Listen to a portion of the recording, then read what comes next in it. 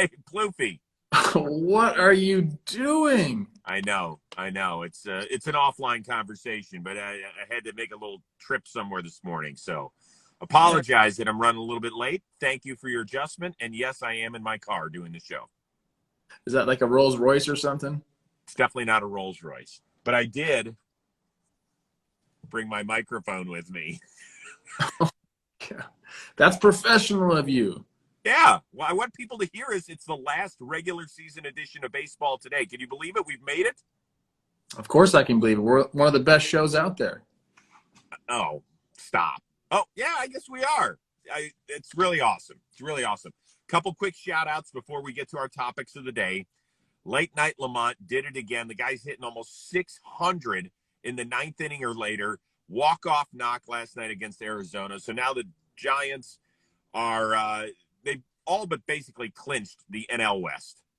And they're going to basically have their most wins ever in franchise history. It's been a remarkable run. The World Series is going to go through San Francisco this year. So kudos to Lamont Wade, a guy who had less than 100 career at-bats before this season. He's made a name for himself.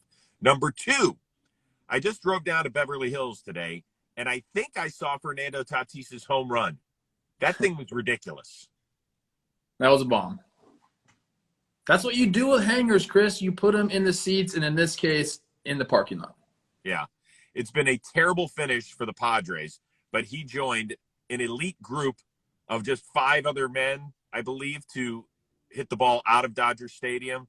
Giancarlo was the last one to do it in 2015. Mark McGwire, who I believe turns 58 today, did it. I know that Mike Piazza did it. And Willie Stargell, Pops actually did it twice. So I guess there's 5 people total that have done it 6 times. Pretty cool. I actually knew all those. I was thinking, like, who else did it? And I had all those in my mind. So Get away. another one of these for me. All right. Yeah, why not? Just pat yourself. Don't hurt yourself, but just go for it. All right, speaking of going for it, we've got 2 playoff spots up for grabs. They're both in the American League. Last night, Yankees win, Blue Jays lose, Red Sox lose, Mariners were idle. So heading into the final weekend of the season, the Yankees have a 2-game lead for that number 1 wild card. Boston is 2 back, Seattle is 2 back, and Toronto is 3 back of New York. So they're a game out of the playoff chase. Boston and Seattle right now tied for that 2nd spot. I hope everybody understands. What happens this weekend in the American League wildcard chase?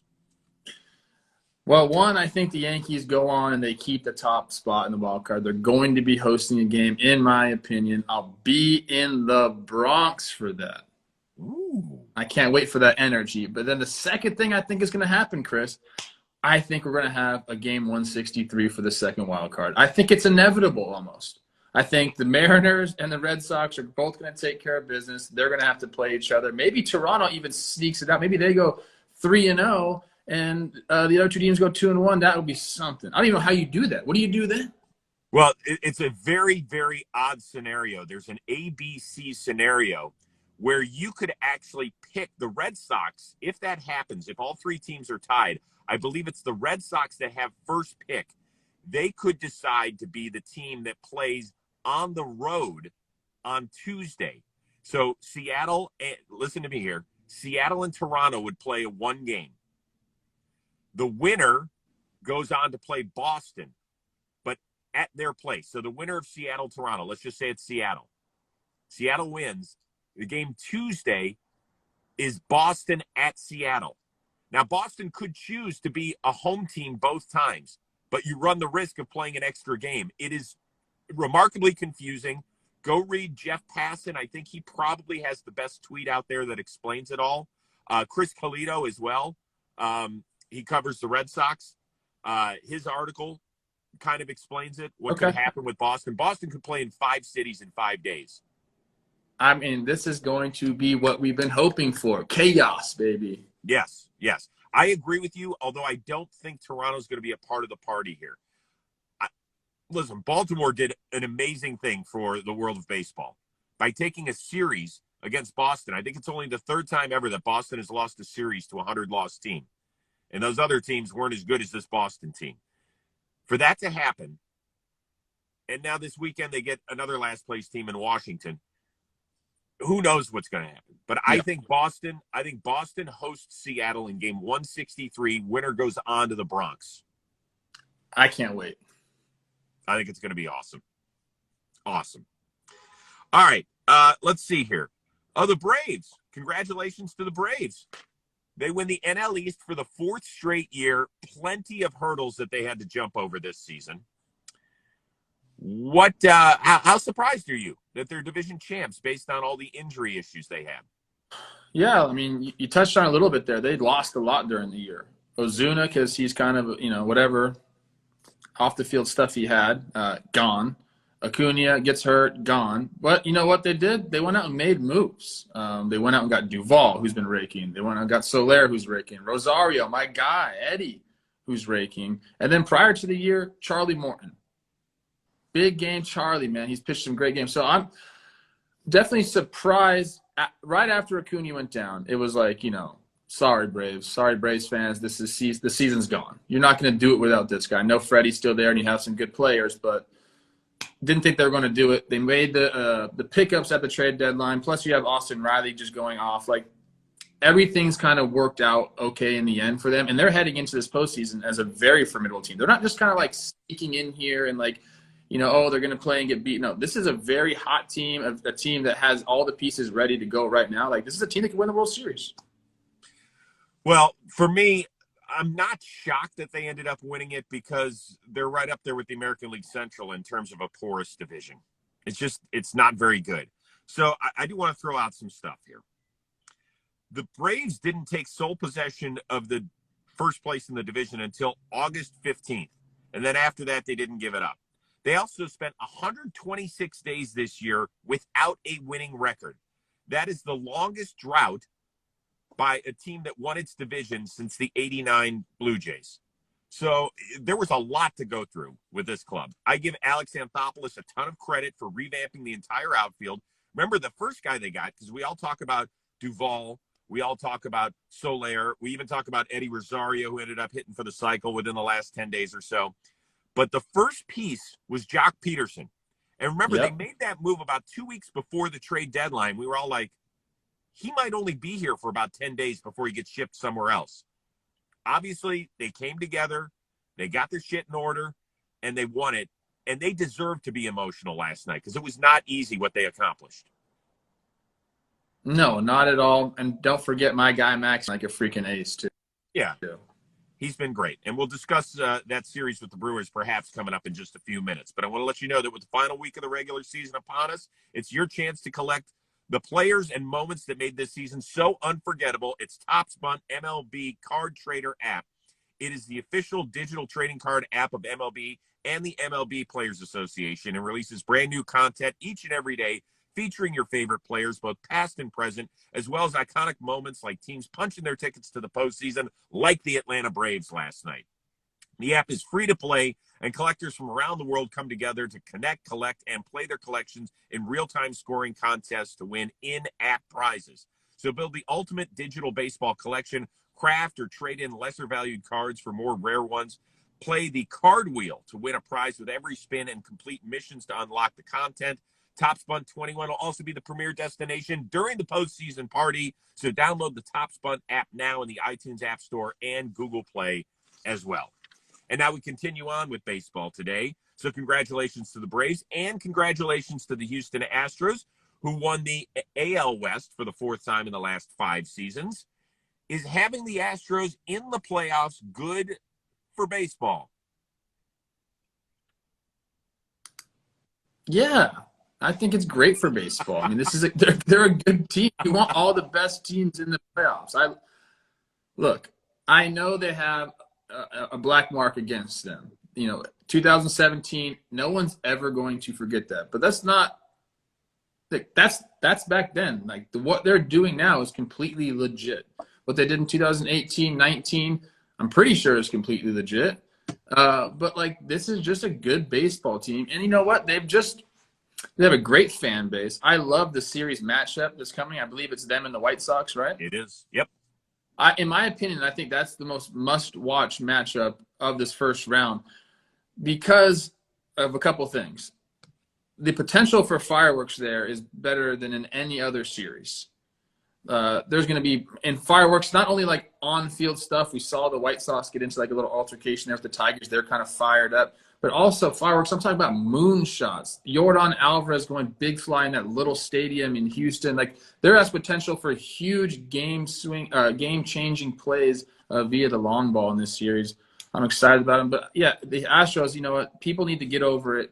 2017, you can think about that, but this is a great baseball team. Enjoy what we're watching in front of us. I understand what you're saying. People need to get over it. I don't think it's my place to tell people when to get over something. Like, if you want to harbor ill will, I will say this. There's literally a handful of guys left from that 2017, right? Look up and down the roster. Most of these guys, I would say 80% of the playoff roster had nothing to do with that. And it's fine. If you want to continue to root against the Astros because of what they did, it's your choice. I'm not here to tell you not to do that. It's why I think they're good to have in the playoffs. You need that foil. You need the heel. You need somebody to root against. And if you want to continue to root it, I understand why Yankee fans hate him. I understand why Dodger fans hate him. They might feel cheated still. That's fine. You still cannot diminish what they've accomplished. And people say, oh, it's a crappy division. Like, who else do they have to fight against except the A's? And they folded this year. Well, Seattle's right in the mix of this thing. There's other crappy divisions, too. Nobody says anything about the Chicago White Sox. They played in the worst division in all of baseball. They might not have one other team over 500. So just let the Astros be in terms of respecting what they've accomplished this year. The past, you can talk about the past. But yeah, you can be mad about 2017 and then still watch the team now and appreciate how good they are. Like you said, there's a lot of players that weren't part of that. There's a lot of big-name players on the team that were a part of it, and you can be mad at them for that year. But this year, 2021, like, this is a great baseball team. Enjoy it. They're really good. They're really good. And I still think that probably if you don't have a rooting interest in the playoffs and you just watch the Astros take on the White Sox and you're just a baseball fan, I would say at least 90% of the people are rooting for the Chicago White Sox because of what transpired. Let's move on to my next question. Yeah. Before we move on. Didn't we come to the conclusion that they weren't cheating in the World Series? Yes, I suppose. I believe that's what the report said. I'm just curious because everyone always says Dodger fans are so mad, but from what I recall, like, that wasn't happening during the playoffs. At least that's what the report said. But well, in that case, then the Yankees fans don't have a reason to be mad either, right? Yeah, I don't know. Everyone's mad at them. Everyone can be mad at that year, but let's enjoy it. Yeah. I will say this, though. And I don't know why this is. I have not paid as close attention to them as I have the other playoff teams. And maybe it is because subconsciously I don't want to see them do well. I don't know. Maybe that's a me problem. I'll call my therapist about that. This next question you kind of already answered, but we know two of the playoff matchups, one in each league. You've got Milwaukee playing host to Atlanta. They'll be the home team in that five-game divisional round series. Then Chicago will be at Houston starting next week. Which of those two series is more intriguing? I already answered this one for you, Chris. I'm sorry. I went ahead of us a little bit there. I love the Astros and the White Sox series for the reasons I gave before. I think these are just two great teams, and there's potential for really big fireworks, on-field stuff, baseball stuff, everything there that you could hope for, I think is going to happen in this series. And, there's just big personalities clashing in these. And I love the fan bases. Both of them are very intense and love their teams. So I think, like, when you watch these games, you're going to get a real feeling of playoff atmosphere baseball. Yeah, listen, I think both teams have a lot to prove. I mean, the White Sox did not have a winning record against teams, I think, that made the playoffs or winning teams in the American League, something like that. I think that a lot of people are going to be watching Tony La Russa. This is where everybody criticizes strategy when it comes to the playoffs. If you make a move in the middle of July and you lose a game, nobody really gives a shit. But if you do it in October, everybody's going to rake your ass over the coals. But don't sleep on that other series, which got infinitely more interesting over the last 48 hours because of the Yeah. injury to Devin Williams. All right. The Braves are rolling. They're hot. They can lay the smackdown on you offensively. You know, we've boasted about the Brewers pitching staff all year, but now all of a sudden they're going to have to face in games 1 and 2 Max Fried and Charlie Morton. Like that, all of a sudden you're like, oh, geez. Like, that's a really fascinating series to me. It is a fascinating series, and we always talked about the Brewers starting pitching and then the back end of their bullpen, which obviously took a massive hit, no pun intended. So we'll see how they recoup there. I mean, they have other guys that can get the job done, but not having a guy like Devin Williams is a huge blow. And honestly, like, it makes you rethink. Like, I think I was very, very high on the Brewers.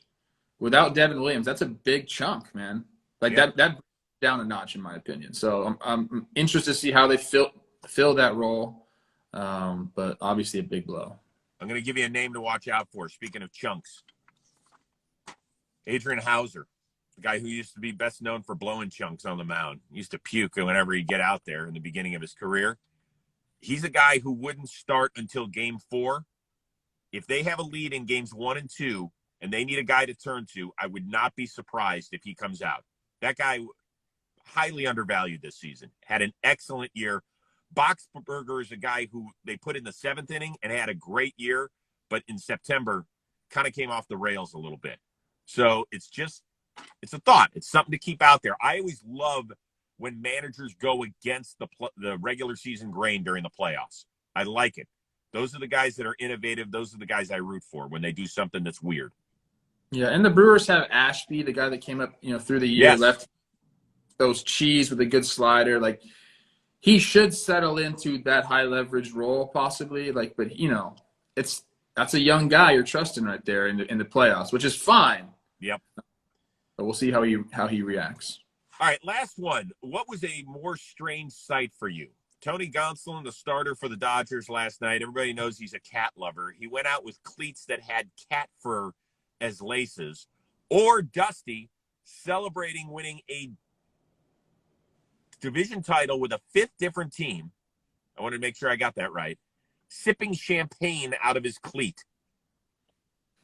I like both of these moves right here. Like, go Dusty, party it up, man. I'm stoked for you. I think that's called a shoey. I've never done a shoey. I know what it's called. I've seen it done before. Yeah. You probably won't catch me doing that. It doesn't sound very appetizing. No. But maybe in the moment you get caught up. But I think the stranger thing was the cat laces. Usually cat people keep it to themselves, like they know if they put cat people out in the world, they're like, okay, you're a cat person, so they kind of keep it to themselves. Where did you get the cat fur from? That's what I want to know. Dude, there's got to be a cat in his house that has a skin tail right now. Like, it looks like a little rat tail at this point. I don't know where would you order something like that? He has a shoe company that they work together, like the custom stuff. They work together and they came up with a shoe design. It's for Tigger and Blue, his cats at home. Okay, so like he's giving tribute to his cats.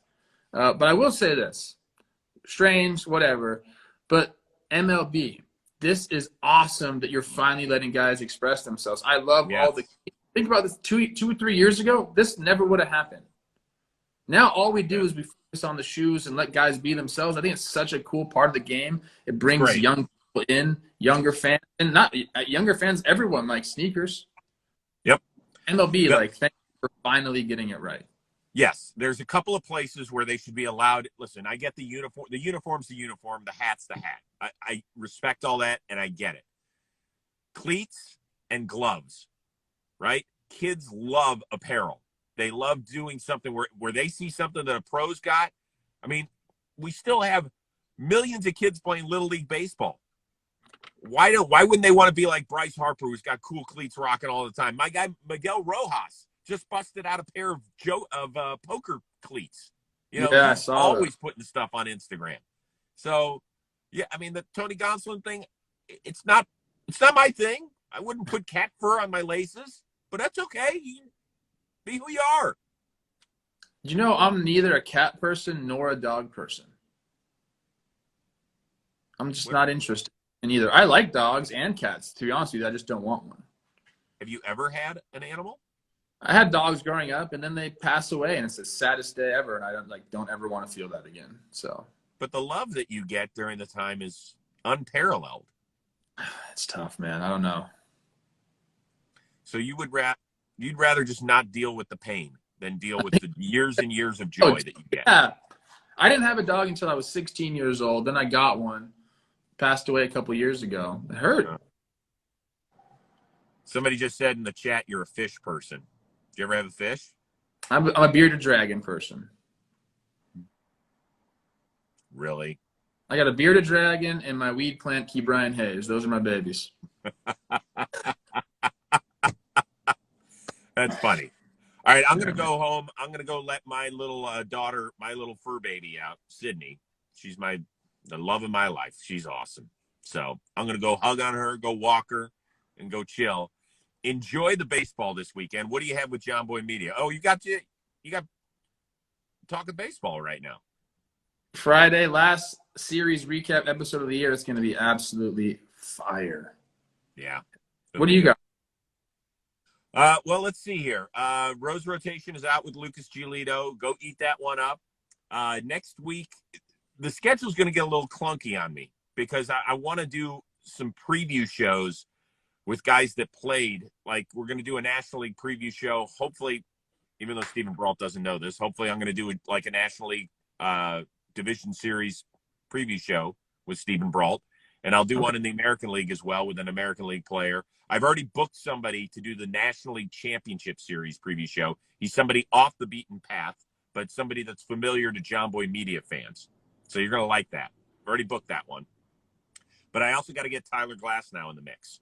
So once we know who's in the American League wild card game, I'm going to tape that on Monday, I believe. And that'll be out for consumption on Tuesday. Okay. Yeah. Can you give me one? What's that? Give Michelle a hug for me today, okay? I will absolutely give Michelle a hug. She will love getting a hug by the transitive property of equality from Trevor Plouffe. It'll make her weekend, believe me.